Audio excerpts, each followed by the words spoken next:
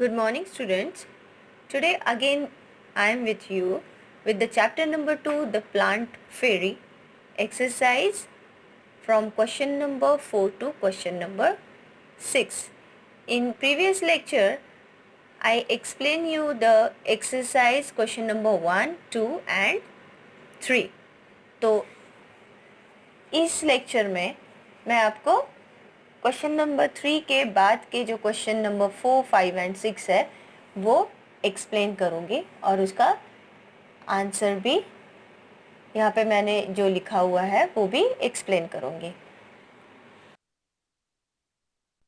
Now let's start with the question number 4. Right true and false. Number 1, we should pluck the leaves. यानी हमें leaves तोड़ना चाहिए, है ना. प्लांट के लीव्स हमें तोड़ना चाहिए. सो दिस इज ट्रू और फॉल्स. फॉल्स.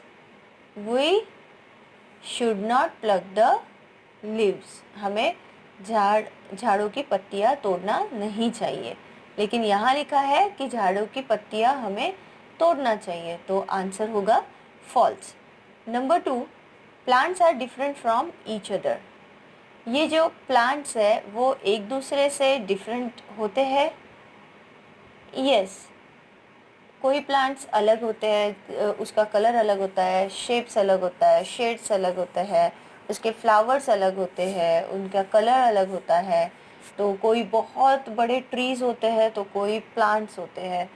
तो सबका साइज़, शेप, प्लांट्स का जो साइज़, शेप, कलर्स, मार्जिन्स, ये जो सब है वो डिफरेंट होते हैं.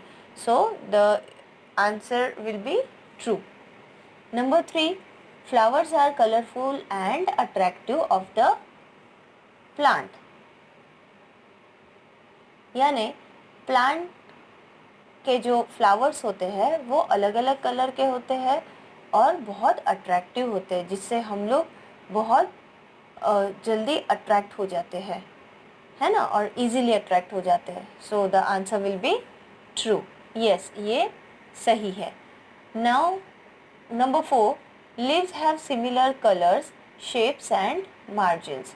क्या यहाँ बोला है कि leaves जो है वो सेम होते हैं, उसका कलर सेम होता है, शेप सेम होता है, मार्जिन सेम होता है, चाहे वो कोई भी प्लांट्स के लीव्स हो. ये colour, shapes and margin same होते हैं. सो दिस इज ट्रू और false.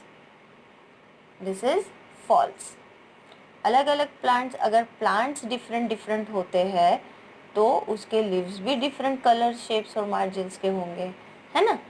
Now number 5, the children ran again to touch the trees with thick और थीन ट्रंक्स. ये जो लेसन में ये एक सेंटेंस दिया हुआ था कि चिल्ड्रन फिर से भागते हैं और किसे टच करते हैं, ट्रीज के ट्रंक को. तो वो ट्रंक, ठीक भी ट्रंक वहाँ पे होता है गार्डन में और थीन ट्रंक भी होता है. तो बच्चे जो है वो उसे ठीक और थीन ट्रंक को टच करने के लिए दौड़ते हैं. So the answer will be true, क्योंकि वहाँ पे सिर्फ बोला हुआ था कि आपको ट्रंक को टच करना है. तो अभी वो जो ट्रंक है वो ठीक भी हो सकता है, मोटा भी हो सकता है या पतला भी हो सकता है ना, लेकिन है तो trunk he. So the answer will be true. Understood. Question number 5, name the following. आपको यहाँ पे 4 क्वेश्चंस पूछे गए हैं. तो ये जो क्वेश्चन में पूछा गया है, आपको उन ट्रीज का नाम लिखना है ना, कोई भी 2 ऐसे नाम लिखना है. So the number 1 is 2 big trees you see in your neighborhood. हमें कोई भी 2 ट्रीज का नाम लिखना है जो आपके आजू बाजू में है. So the answer will B Neem and people, है ना. ये ट्रीज भी हमारे आजू बाजू में होते हैं. नीम है, पीपल है, बनियान ट्री है, या फिर अशोका ट्री है, मैंगो ट्री है, बहुत सारे ट्रीज है अकॉर्डिंग टू योर होम, या फिर आप अकॉर्डिंग टू योर एरिया, या आप कौन से एरिया में रहते हो, कहाँ पे किसने कौन सा प्लांट लगाया है, तो आपके नेबर में जो ट्रीज़ है आपको वो लिखना है। यहाँ पे मैंने नीम एंड पीपल लिखा है, तो आप ये भी लिख सकते हो। Now number 2, 2 flowering plants. कोई भी 2 प्लांट्स के नाम लिखना है जिसको फ्लावर्स लगते हैं। So the answer will be rose and marigold. Now number 3, 2 plants whose leaves are eaten. कोई भी 2 प्लांट्स जिसके हम लीव्स खाते हैं। So the answer will be spinach and mint. Number 4, 2 plants whose stems are eaten। कोई भी 2 plants जिसके हम स्टेम्स खाते हैं। तो आंसर है शुगर कैन, है ना, हम लोग गन्ने का जूस वगैरह पीते हैं, तो वो है शुगर कैन। एंड जिंजर, ये भी एक स्टेम ही है जिसे हम लोग खाते हैं।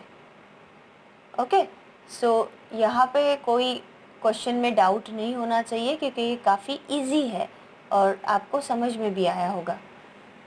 Okay, now question number 6, one word. Number 1, which part of the plant remains under the ground? Plant का कौन सा पार्ट है जो ग्राउंड के अंडर होता है, ग्राउंड के सॉइल के अंदर होता है? So the answer will be root. Right, ये जो रूट है वो ज़मीन के अंदर होता है। और ऊपर जो आपको पार्ट दिखता है, प्लांट्स, लीव्स है, फ्लावर है, फ्रूट्स है, तो उसे कौन सा पार्ट बोलेंगे? उसे शूट पार्ट बोलेंगे, है ना। तो यहाँ पे आंसर आएगा root. Now number 2, which green part prepares food for the plant? Plant जो है, प्लांट के लिए कौन फूड बनाता है जो ग्रीन कलर का होता है? तो पूरे प्लांट के लिए ये जो लीव्स है वो फूड बनाते हैं। तो answer will be leaf. Now number 3, which part of the plant bears seeds? Plant का कौन सा वो पार्ट है जिसमें सीड्स होते हैं, जिसमें सीड्स छुपे हुए होते हैं? So the answer will B fruit. Okay, आपने काफ़ी फ्रूट्स देखे होंगे, जैसे ऑरेंज है, देन लेमन है, एप्पल है, मैंगो है, जिसमें सीड या फिर सीड्स होते हैं बहुत सारे, है ना। Okay, so question number 4, which part of the plant is colourful and attractive? Plant का कौन सा वो पार्ट है जो बहुत कलरफुल होता है और अट्रैक्टिव होता है?